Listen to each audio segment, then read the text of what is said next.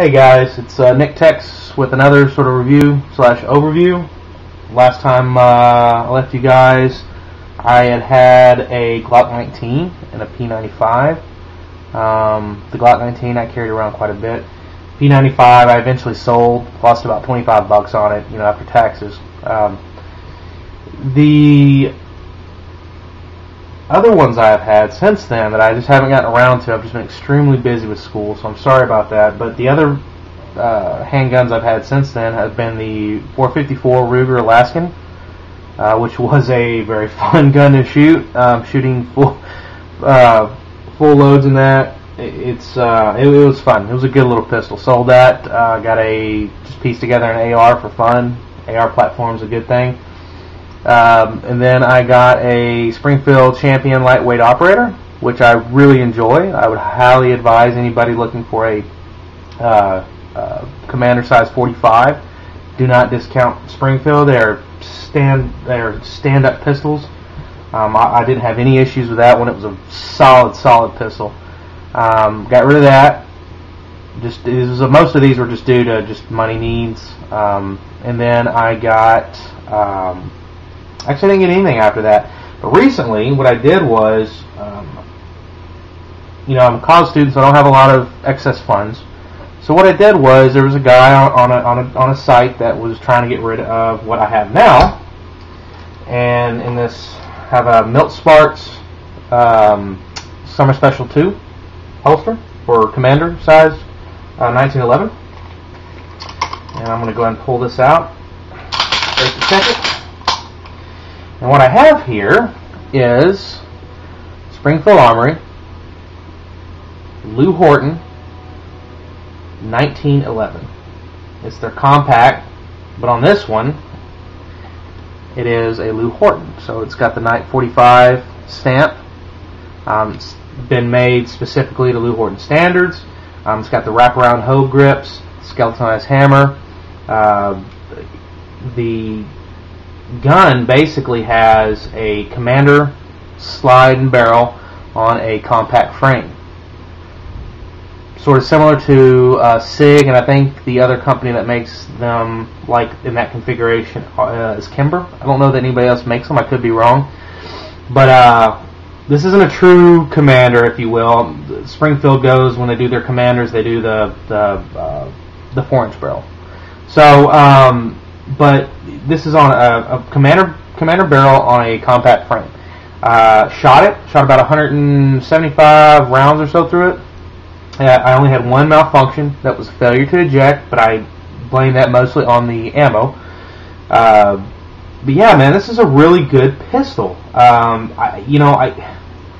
only reason I traded probably about 475, maybe 500 if I really got a good deal worth of stuff. I traded my Glock 19 and my crossbreed holster that had both been carried and used, and that's about 475. With the economic times the way they are right now, you probably get maybe 400 for the pistol.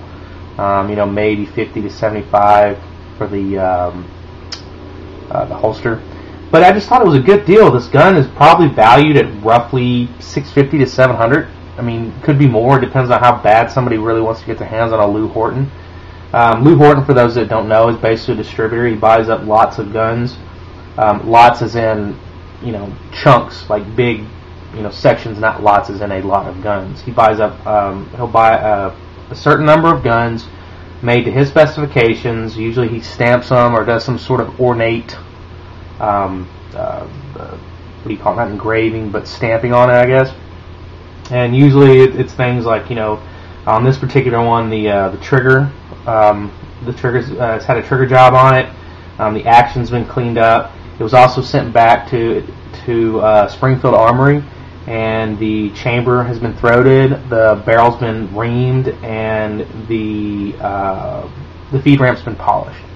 So, it's had a lot done to it, and considering, I think I got a pretty good deal overall. It's a solid pistol. It's light. It's really lightweight. I mean, with that small frame on there, with that compact frame, I think that definitely helps. And the frame's basically alloy. The slide is steel, And it's got night sights. Night sights are dead, but you know that's something I can replace later, and I don't really shoot at night anyhow. But like I said, it's a good one. I recommend if you can find one. This was one of 850 made back in like '96. I say if you can find one, man, grab it. They're really solid pistols. Now this one's had a lot of wear. I've seen some when I was researching when I initially found it. I've seen some that people kept better care of, but this has some wear, but it's okay because it's going to go into my carry rotation, which at this point is literally just this. It came with 3 magazines. I went ahead and bought some Wilson Combat 7-round mags. It came with 3 6-round mags, all flush fit.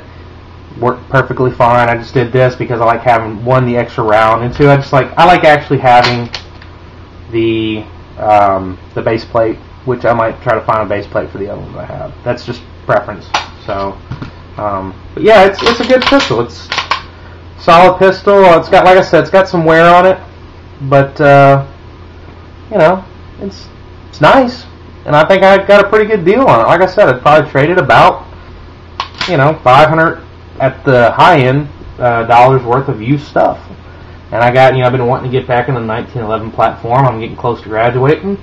I'll be working soon, and once I pay off my loans, I'll be able to buy more guns. And a Glock, in my opinion, is just a Glock. I mean, I can always pick one up. They're pretty much all the same, So yeah. So I mean, I shot it probably maybe inch and a half groupings at about 15, 20 feet.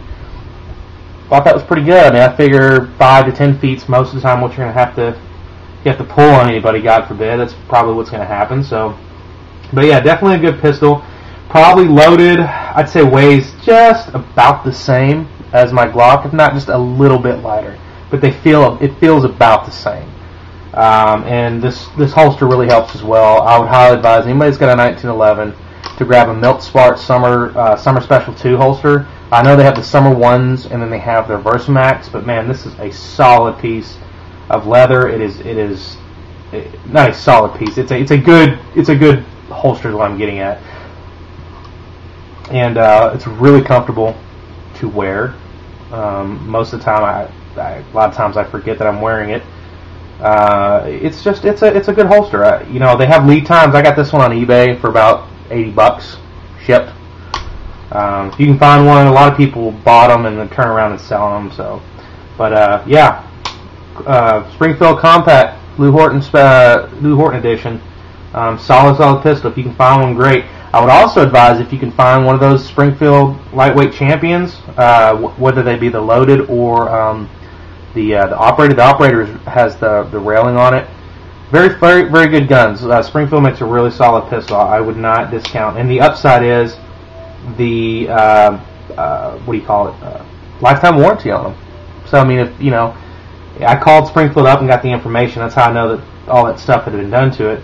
I asked her about it, and she said, it normally is only for the person who bought the gun. However, Springfield doesn't really.